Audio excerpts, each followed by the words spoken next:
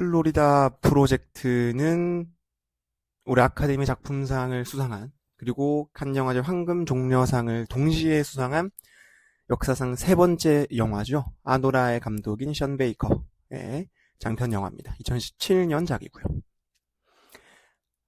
플로리다 프로젝트는 우선 션 베이커 감독이 어떤 계층을 어떠한 시선으로 바라보냐 라는 것을 좀 엿볼 수 있는 좋은 영화이고요. 가난한 사람들 또는 소외된 사람들, 지금 이 사회에서 소외된 계층을 그저 바라만 보는 아주 좋은 연출로 이 영화가 2시간 동안 진행이 됩니다. 플로리다 프로젝트가 무엇이냐면 실제로 플로리다 주에서 홈리스 가정을 대상으로 진행됐던 정책 이름이 플로리다 프로젝트라고 합니다. 그만큼 이제 플로리다 프로젝트란 이름을 붙일 정도로 이 플로리다 주의 홈리스 문제가 굉장히 크게 대두된 적이 있다라는 것을 엿볼 수 있는데, 저는 사실 그렇게까지 정책적인 부분이나 사회적인 부분은 잘 모르고요. 오로지 영화에 대해서만 이렇게 좀 말을 좀 하고 싶어서 플로리다 프로젝트에 대한 얘기를 좀 해보려고 합니다. 플로리다 프로젝트에서 가장 눈여겨볼 만한 점, 사실 가장 눈여겨본다는 것이 아니라 가장 눈에 띄는 점이 뭐냐면 보라색 집입니다. 보라색 집. 이게 애초에 일단 주인공 무니와 헨리의 가정이 사는 공간이고, 그리고 또 다른 주인공인 이제 윌렘 데포가 연기한 보비의 직장이죠. 네, 누군가에게는 집이고 누군가에게는 직장인 그 모텔에서 이 영화가 지금 극이 전개가 되는데, 보라색이라는 점에 굉장히 눈여겨볼 만합니다. 미국에서 빨강색과 파랑색은 좀 상징적이에요. 물론 이 영화는 전혀 정치적인 영화가 아니고요. 그렇다고 역사적인 영화도 아닙니다. 그렇지만 이 보라색이라는 것, 그 색깔 자체를 좀 생각을 해보면, 어쨌든 보라색이라는 것이 계속 영화 속에서 보이니까 집을 다른 색으로도 그릴 수 있었는데, 예를 들면은 파란색이나 또는 그냥 흰색 같은 무채색으로도 할 수 있었을 것인데, 굳이 보라색으로 한 이유가 뭐냐? 보라색이 상징하는 색은 퀴어를 상징한다고도 볼 수 있겠죠. 보라색은 퀴어를 상징하는 색이고, 그래서 사실 굉장히 정치적으로 좀 엮일 수도 있는 색인데, 그렇지만 여기선 좀 다르게 쓰였다라는 것을 볼 수 있습니다. 어떻게 쓰였냐? 아까도 말씀드린 것처럼 미국에서 빨강색과 파랑색은 굉장히 상징적인 색깔입니다. 다시 한번 말씀드리지만 이 영화는 정치를 다룬 영화가 아니에요. 그래서 정치적으로 해석하려는 여지도 없고요. 그렇게 하고 싶지도 않습니다만, 어쨌든 보라색이 가지는 것이 무엇이냐를 좀 알면 더 재밌게 볼 수 있기 때문에, 보라색은 빨강색과 파랑색을 혼합하면 나오는 색입니다. 그러니까 빨강색과 파랑색의 중간 지점에 있는 색이에요. 그리고 그 둘을 섞으면 보라색이 나옵니다. 이 영화의 전체적인 분위기와 흐름, 그리고 카메라의 시선 등을 따져봤을 때 이 영화는 그 누구에게도 탓을 묻지 않는 영화입니다. 그리고 그 누구에게도 그 누구의 어떤 의무가 있는가? 라는 생각을 하게 만드는 영화예요. 지금 홈리스이자 한부모 가정인 무니와 헨리 가족은 과연 그 가족이 죄가 있는가? 그의 가족을 그렇게 만든 인물이 있는가? 또는 사회 제도가 있는가? 그러면 그렇게 살고 있는 그 가정을 보호해주고 그 가정의 삶을 영위하게 해주는 누군가는 또 존재하는가? 라는 것에 대한 생각을 하게 만드는 영화입니다. 보라색은 빨강색과 파랑색의 혼합, 즉 미국에 있어서 가장 큰 정당인 공화당과 민주당의 중도죠, 중도. 혼합을 시키는 색으로서 누구 하나의 어떤 특정한 거대 집단이나 또는 특정한 거대 세력이나 그런 것들이 이 홈리스 집안, 무니와 헨리의 가정을 그렇게 살게끔 만들지도 않았고, 또 그들이 그런 홈리스 집안의 어떤 가정, 홈리스 가정, 한부모 가정의 미래의 삶을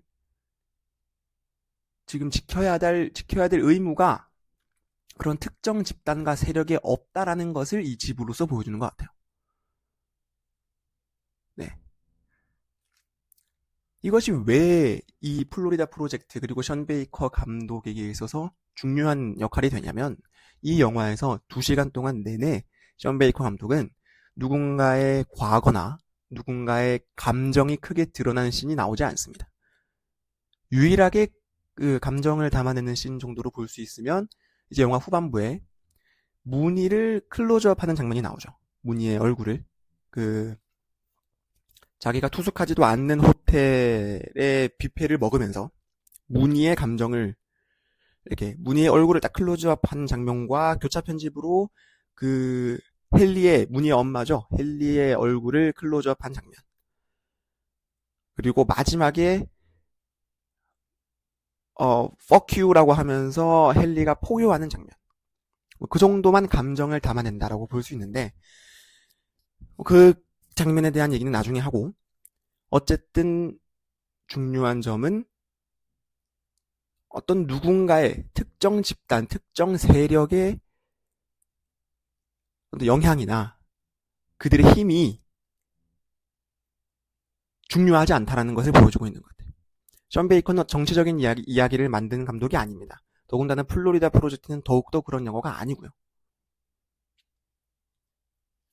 그 누구의 탓도 아니고 그 누구의 죄도 아니고 그 누구의 의무도 아니다. 그저 그들은 지금은 그렇게 살아가고 있다. 라는 것을 그 집의 컬러로 보여주고 있지 않나 라는 생각을 해볼 수 있습니다. 어쨌든 이 플로리다 프로젝트는 그런 굉장히 철저히 제3자의 입장에서 그들을 바라보게 만드는 영화라서 이런 영화의 장점이 있죠. 어떤 것이냐면은 누군가를 죄인으로 만들지 않는다는 점. 그리고 영화는 누군가를 죄인으로 만들면 그 영화는 쉽게 프로파간다로 성격이 변질될 가능성이 많습니다.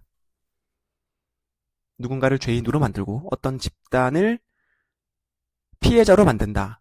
라는 것은 굉장히 영화에서 위험한 행동이에요. 네. 무니와 헨리의 행동을 보면 그 누구도 내 지금의 삶이 너무 힘들고 내 과거의 어떤 누군가나 어떤 행동 때문에 지금의 삶을 살고 있고 그 지금의 삶이 너무 힘들다라는 것이 보여지지 않아요. 그들에게서는. 왜? 우리는 그냥 그저 그들을 멀리서 바라만 보기 때문에 그렇다라는 거죠. 네. 어쨌든 플로리다 프로젝트의 배경이 되는 그 집에 대한 설명은 이 정도로 해볼 수 있을 것이다. 그렇게 보고요.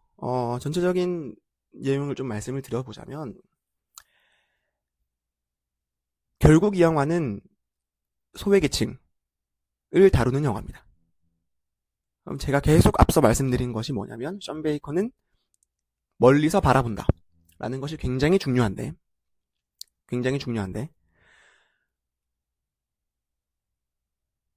이 영화는 원래 그렇죠. 좋은 영화는 답을 주지 않아요.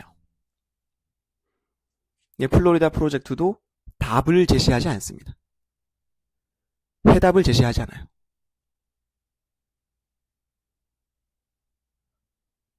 어떻게 해야 이들을 좋은 삶으로 이끌 수 있고 어떻게 해야 이들을 이런 상황, 이런 지금 열악한 환경에서 벗어나게 할 수 있는가에 대해서 전혀 그것에 대한 어떤 해답이나 명쾌한 해결책들을 제시하지 않습니다.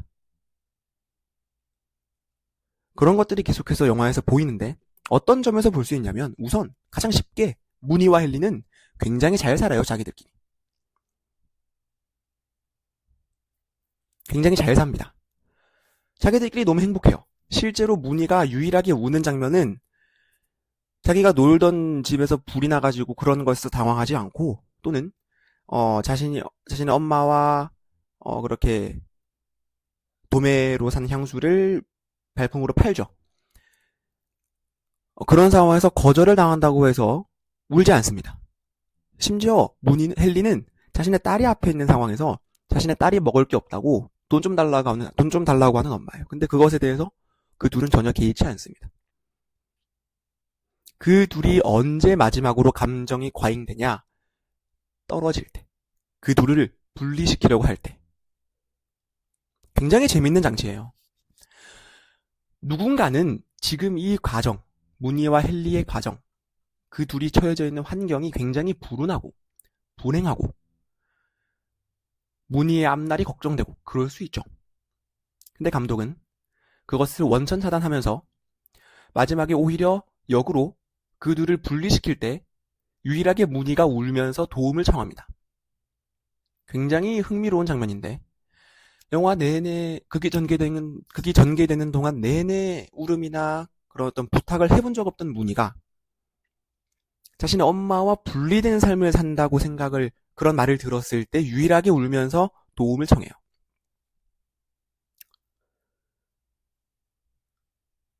굉장히 재밌는 지점이죠. 그러니까 이들은 그냥 지금의 삶을 잘 살고 있는 거예요. 잘 살고 있는 것인데 외부의 힘에 의해 가지고 그들을 분리시키려고 하니까 그들은 거기에 대한 반발심이 생기는 거죠. 반작용이 생기는 거죠. 반작용이 생김으로 인해서 결국에는 뭐 앞으로의 어떤 그 무니에게서 삶이 펼쳐질지는 모르는 일이지만 그런 상황에서 이 존 베이커가 지금 이 상황을 보고 있는 이 플로리다 프로젝트가 만들어질 당시에 플로리다주를 보고 나서 존 베이커가 든 생각은 그런 것이지 않을까 싶어요. 이미 그들은 잘 살고 있고 그것들을 우리가 외부에서 개입을 하는 것이 오히려 그들에게 더 큰 불행을 안길 수도 있지 않나 라는 것을 또 생각해 볼 수 있습니다. 그래서 제3자로서 우리는 어떻게 살아야 되는가 그것에 대한 그 고민은 저절로 따라오는 것이고요. 굉장히 이 영화에 또 흥미로운 점이 많습니다. 무니와 헨리 주변의 사람들이 굉장히 많은데 차근차근 살펴보면 우선 영화 첫 장면에 등장한 젠 씨 가정을 좀 살펴볼 필요가 있어요. 이 영화는 제3자의 시선이 굉장히 중요한 영화라고 계속해서 말씀드리고 있습니다. 무니와 헨리를 제외한 애슐리의 가족, 그리고 젠 씨의 가족은 전부 다 제3자예요. 심지어 보비마저 제3자입니다. 젠 씨의 가정의 어머니는 이것도 이제 마지막 장면이 굉장히 재밌는데 무니와 헨리 가정에 대해서 크게 적대적인 감정을 가지고 있지 않아요. 그런 씬이 보여진 적도 없고요. 물론 첫 씬에서 스쿠티와 무니가 자신의 차에 침을 뱉는 그런 장난을 치는데 뭐 어찌됐든 영화 중반부에서 무니와 헨리가 그 젠신의 집에 가서 같이 밤에 논다든지 뭐 이런 식으로도 어느 정도의 뭐 그렇게까지 친하다라고는 보이진 않지만은 그렇다고 그렇게 적대감을 표시하는 장면은 안 보이거든요. 근데 마지막에 젠 씨의 엄마가 어떤 행동을 보여줍니까? 무니가 울면서 젠 씨를 찾아옵니다.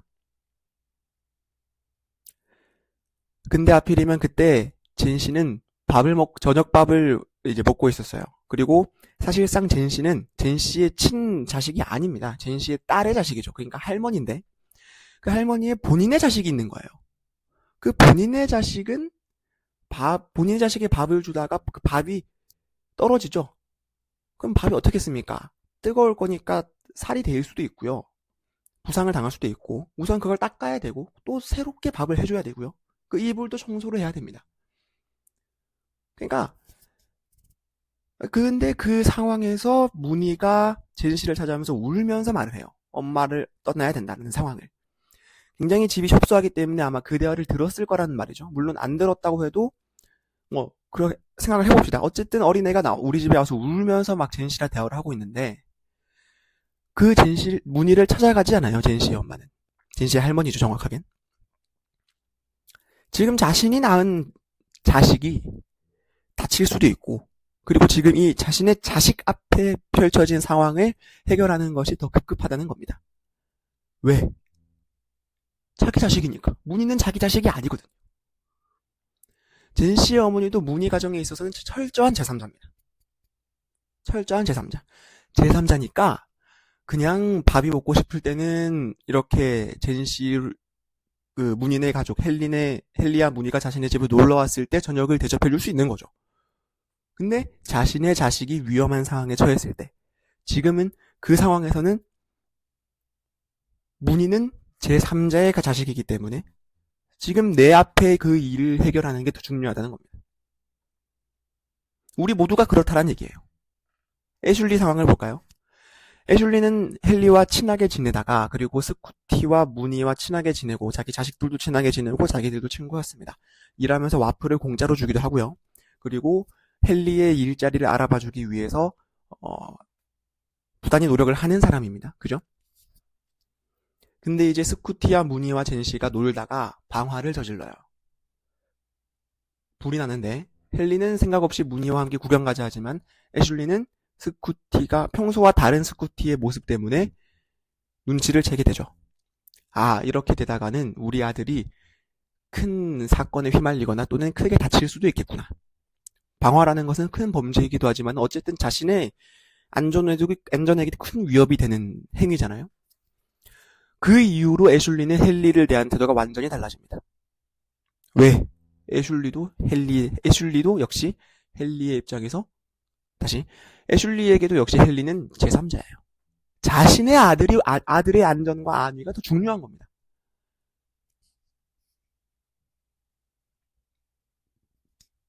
보비를 볼까요? 보비는 헨리가 사는 그 호텔의 관리인입니다. 거기서 일을 하는 사람이죠.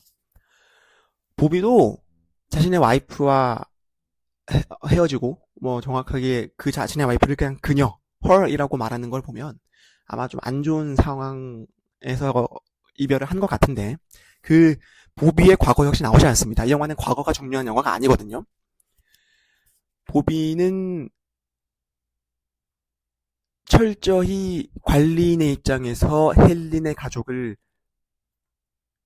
관리하고 또 부당한 일이 생기면은 도와주고 그렇지만 자신의 영업에 있어서 헨리네 가족, 헨리와 문희가 피해를 끼칠 때는 거기다 여전히 화를 낼 줄도 아는 철저히 관리인의 직업 윤리를 지키는 사람이에요. 보비는. 역시 마찬가지입니다. 보비도 젠신의 가족과 애슐리처럼 철저히 보비에게는 헨리 그리고 문희는 제3자입니다. 자신이 지켜줘야 될 의무가 없는 사람들이에요. 그럼 제가 이렇게 말씀드린 세 사람이 있는 거죠. 세 사람 모두 헨리는 문희는 제3자입니다. 도와줄 의무가 없고요. 보호해줄 의무가 없어요. 자신의 일을 처리하는데 급급한 사람들입니다. 션 베이컨은 이러한 제3자들의 인물을 등장을 시킴으로써 그렇다면 우리가 이런 상황을 볼 때 어떤 태도를 취해야 되는가? 그것에 대한 질문을 하게 합니다. 그것에 대한 고민을 하게 해요.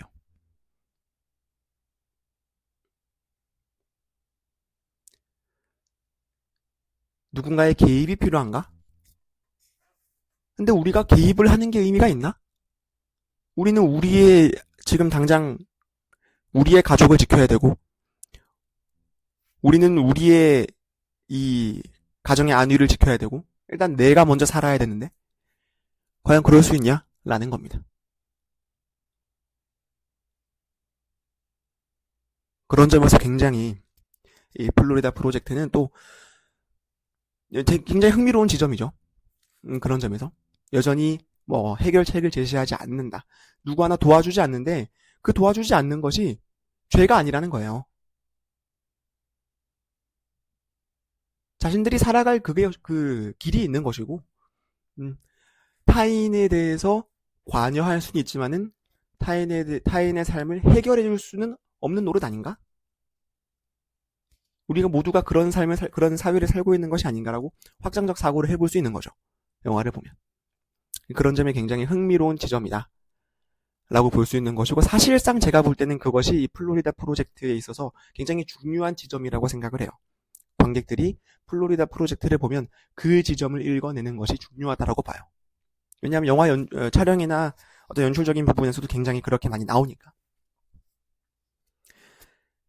그런 면에서 굉장히 좀 재밌는 시선이고, 또 하나 정말 재밌는 점은 이 영화는 철저히 현재를 다루는 영화입니다. 과거의 플래시백 장면이나 내레이션 등도 나오지 않고요. 미래에 어떻게 이 가족들이 삶을 살지도 나오지 않습니다. 그 말이 뭔 말이냐면 누구의 탓도 아니라는 거예요. 지금 이 헬린의 가족, 문인의 가족, 이 가족이 처해져 있는 상황은 과거의 누구의 탓으로 돌리기도 힘들어요. 왜냐하면 헨리의 과거가 나오지 않거든요. 그럴 수 있습니다. 우리는 생각해 볼 수 있습니다. 영화를 보고. 아, 헨리가 어떤 안 좋은 일을 당해서 문희를 낳게 되고 결국 그 둘은 이렇게 둘이서 살게 됐나? 또는 탓을 헨리의 탓으로 돌릴 수도 있겠죠. 네, 뭐 몸을 함부로 놀린다든지 그런 것도 또 여자의 잘못이 아예 없다라고는 볼 수 없으니까. 네, 문희의 아버지는 누구지? 헨리의 과거는 뭐지? 헨리가 원래부터 저런 사람이었나? 또는 헨리는 어떠한 사건을 계기로 변화를 겪은 사람인가? 그런 것들이 나오지 않습니다. 헨리뿐만 아니라 모든 사람에 대한 과거가 나오지 않죠. 그리고 미래도 등장하지 않아요. 앞으로 이 문인의 가정 헨리와 문희가 결국 분리되어서 살아갈지, 각자의 삶을 살아갈지, 아니면은 그냥 여전히 둘이서 살게 될지, 어떻게 될지는 아무도 모릅니다. 그저 지금 현재의 문희와 헨리의 삶은 제3자가 보기에는 좀 불안한데? 라고 생각할 수도 있지만 그들은 잘 살고 있다는 거. 그들은 잘 살고 있다는 거. 라는 것을 계속 보여주는 거죠. 그래서 감정을 차단해버립니다. 문희를 자신의 딸을 보면서 드는 슬픈 감정을 원천적으로 차단을 해버려, 이 영화는. 아예 보여주질 않습니다. 그리고 자신의 엄마를 보면서 느끼는 그 딸의 감정도 여전히 보여주지 않아요. 그렇게 감정을 보여주지 않으니까 그냥 멀리서 바라봤을 때는 그냥 재밌게 사는 것처럼 보여요. 그저 그렇게 사는 것이 좋을 수도 있습니다. 그렇게 하루하루 근근히 살아가는 것. 하지만은 그 둘이 있으면 행복하다는 것. 이런 것들을 그냥 지금 잘 살고 있구나라는 것을 보여만 줌으로써 그 누구의 지금 이렇게 그 가정에 처해 있는 상황이 누구의 탓도 아니고 누구의 죄도 없고 그저 그냥 지금 이렇게 살고 있다. 그리고 미래에도 어떻게 될지 모른다.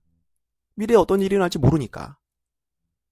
그래서 열린 결말로 나온 것도 있어요. 이 영화가. 그렇게 모르니까 미래. 그럼 중요한 건 뭐예요? 현재 지금을 살아가고 있는 이 상황이 중요하다는 거죠.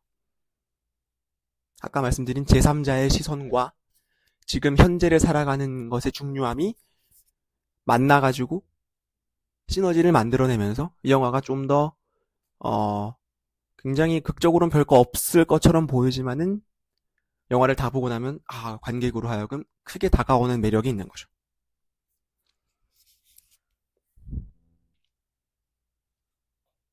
그런 점들이 플로리다 프로젝트를 되게 매력 있게 만들어주는 점이 아닌가라고 생각을 하고요.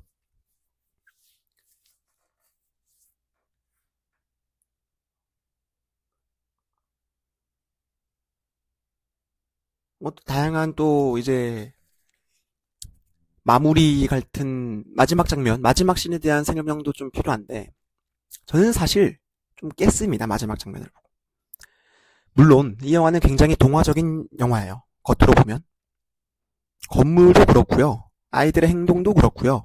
굉장히 동화적입니다. 근데 마지막 씬은 조금 깼어요. 개인적으로.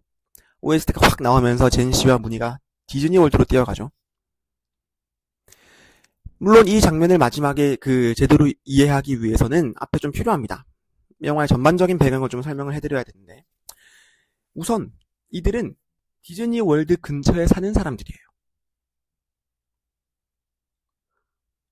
그리고 이 영화는 거기에 추가해서 아이의 시선이 굉장히 중요합니다. 아이의 위치, 아이의 입장 이 굉장히 중요한 영화인데 우선 디즈니 월드에서 살고 있는데 본인들은 디즈니 월드를 한 번도 못 가봤습니다. 오히려 브라질에서 온 신혼부부가 디즈니 월드로 여행을 가죠. 신혼여행을. 완전 외지인이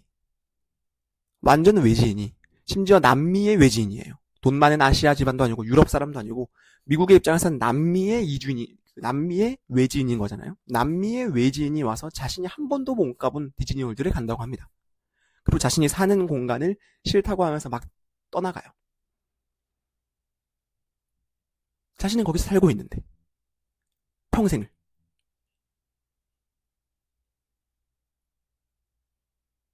이런 상황도 있고, 그리고 영화 내내 이 아이들이 살고 있는 주변에는 아이들을 위한 공간들이 많습니다. 예를 들면 기념품 샵이라든지 뭐 오렌지 박물관인가 오렌지 뭐 기념관이라든지 그런 것들이 굉장히 많아요. 다 아이들을 위해서 건물도 귀엽고 예쁘게 지어놨고 아이들을 대상으로 하는 그런 사업을 벌이는 사업장들이 많습니다. 근데 이들은 거기를 한 번도 들어가지 않아요. 오히려 자신이 살고 있는 지역에 살고 있는 그 호텔에서 놀고 구 호텔이죠. 거기 가서 뭐 장난을 치고 놀고 뭐 이상한 목장 같은 데 가서 또 놉니다. 네, 숲풀이 굉장히 우거진 데서 시소를 타기도 하고요. 그러니까 주변의 아기들을 위한 그런 놀이 공간들이 굉장히 많은데도 불구하고 본인들은 정작 거기 가서 놀지를 못해요. 숲풀이 우거진 제대로 재정비가 덜 된 그 공간에 가서 놀고 또 굉장히 위험하잖아요. 사실 어떻게 보면 피해가고 구호스텔은 그런 데서 놀고 네, 기자재들이 막 어질러져 있고 언제든지 파손과 붕괴의 위험이 있는 곳에서 아이들이 그렇게 천진난만하게 놀고 있습니다. 그렇게 공간과 그 공간에서 놀고 있는 아이들을 대비를 함으로써 아이들의 은연중에 굉장히 좀 아이들의 입장을 대비를 통해서 관객들로 하여금 느끼게 하고 있어요. 물론 그걸 표면적으로 피상적으로 아이들의 감정을 드러내지는 않습니다. 그렇지만 굉장히 어떻게 보면은 아이들의 뭐 심연 정도로 볼 수 있을까요? 아이들에게 심연이라는 말이 좀 안 어울리긴 한데 아이들의 그 내면을 공간과 아이들의 노는 인물 간의 대비를 통해서 그것들이 굉장히 응축되어 있다가 마지막 장면에 문희가 나 여기를 떠날지도 몰라 하니까 디즈니월드로 냅다 달리죠. 자신들이 한 번도 가지 못한 어찌 보면 한 번도 갈 수 없는 놀아라고 지어줬던 공간인데 자신들의 놀이터는 아니었던 공간으로 달려갑니다. OST가 쫙 나오면서요. 사실 저는 굉장히 좀 거기서 좀 깼는데 근데 이 영화가 전체적으로 좀 동화적인 분위기를 가지고 있고 약간의 저는 어떤 느낌도 들었냐면 판타지적 느낌도 들었어요. 뭐 그렇진 않지. 판타지 영화는 아니지만 굉장히 현실을 다룬 영화지만 영화 자체의 분위기가 굉장히 그런 어떤 요소들을 좀 삼고 있기 때문에 색깔이라든지 뭐 행동이라든지 그런 것들을 비추어 보면 그래서 그래도 이 영화의 어떤 전체적인 분위기상 이렇게 결말을 짓는 것도 뭐 나쁘진 않겠다라는 생각을 종적으로는 하긴 했습니다. 어쨌든 이 플로리다 프로젝트는 이러한 의미에서 우리가 어떤 태도를 각자가 취할 수 있는지 어떤 태도를 취하는 것이 바람직한지 우리가 과연 지금 취하고 있는 이 태도가 정말 좋은 것인지 우리는 그 가정을 모르니까 제3자니까 션 베이커가 이 플로리다 주에서 일어나는 홈리스 가정들을 보고 아마 그런 생각들을 해왔던 것 같습니다. 그리고 그 본인의 생각을 영화적으로 아주 잘 표현해낸 되게 재밌는 아주 걸작인 영화라고 볼 수 있고요. 중간중간 영화적 장치들이야 뭐 그런 것들은 굳이 뭐 많습니다. 사실은 뭐 쇼트라든지 뭐 이런 것들도 굉장히 많은데 하나만 더 말씀을 드릴까요? 이 아이들의 시선이 담겨있는 것들 중에 제일 대표적으로 떠오르는 장면이 바로 그 젠시와 문희가 무지개를 바라보던 장면이죠. 저 무지개 끝에는 황금 요정이 있는데 우리는 그것을 만날 수 없다 이런 식으로 말을 하는데 그런 거죠. 자신의 어떤 이상향인 거죠. 황금 요정을 만나는 것. 현실 공간에서는 그것이 디즈니 월드가 될 수 있습니다. 제가 그래서 마지막에 동화적인 결말이다라고 생각을 했던 것도 그런 부분에서 좀 있다라고 생각을 해요. 근데 뭐 어쨌든 달리는 주체가 헨리와 무니가 아니라 젠시와 무니니까 아이들의 입장에서는 충분히 그럴 수 있겠다라는 그런 설정도 충분히 납득이 되고요. 네. 플로리다 프로젝트는 마음을 굉장히 가볍게 볼 수 있는 영화지만은 영화를 다 보고 나면은 꽤 깊은 고민에 빠지게 되는 그런 관객을 사로잡는 힘이 있는 영화고요. 아직 아노라를 보진 않았지만 션 베이커의 아노라가 굉장히 기대가 되는 그런 영화였습니다. 안 보신 분들이 있으면 플로리다 프로젝트는 이번 기회에 삼아서 또 이제 션 베이커 감독의 영화니까 또 이렇게 좀 주목을 받는 영화계에서 현재 영화계에서 굉장히 주목을 받고 있는 감독이잖아요, 션 베이커가. 그런 션 베이커의 과거 작품들 중에서도 이 플로리다 프로젝트는 굉장히 좋은 영화이기 때문에 네, 많은 분들이 감상을 해주셨으면 좋겠습니다. 이것으로 션 베이커의 플로리다 프로젝트는 마무리를 짓도록 하겠습니다. 감사합니다.